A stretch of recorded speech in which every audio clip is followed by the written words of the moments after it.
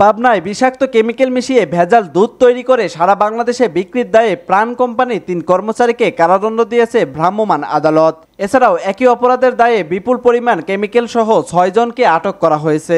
সোমবার দিনব্যাপী পাবনা চাটমোহর উপজেলার সাইকোলা প্রাণ কোম্পানির ডিপো এবং উপজেলার নাঙ্গলমোড়া গ্রামে এই অভিযান চালানো হয়। জাতীয় নিরাপত্তা গোয়েন্দা এনএসআই এর তথ্যের ভিত্তিতে উপজেলা নির্বাহী অফিসার ও নির্বাহী ম্যাজিস্ট্রেট মুসা নাসের চৌধুরী এই অভিযান চালান। এনএসআই পাবনা উপপরিচালক তৌফিক ইকবাল বলেন, দীর্ঘদিন যাবৎ প্রাণ কোম্পানির সাইকোলা ডিপোর দায়িত্বপ্রাপ্ত ৩ কর্মচারী ও স্থানীয় কিছু অসাধু ব্যবসায়ীদের যোগ সাজসে বিষাক্ত কেমিক্যাল মিশিয়ে দুধ তৈরি করে সারা বাংলাদেশে বিক্রি করে আসছিল। এরই পরিপ্রেক্ষিতে আজ কোম্পানির ৩ জন কর্মচারীকে আটকের পর ৬ মাসের বিনাশ্রম কারাদণ্ড দেওয়া হয়। এছাড়াও চাটমোহরের নাঙ্গলমোড়া গ্রামে অভিযান চালিয়ে কেমিক্যাল মিশিয়ে দুধ উৎপাদন করার অপরাধে ৬ জনকে আটক করে চাটমোহর থানায় নিয়মিত মামলা দায়ের করা হয়েছে।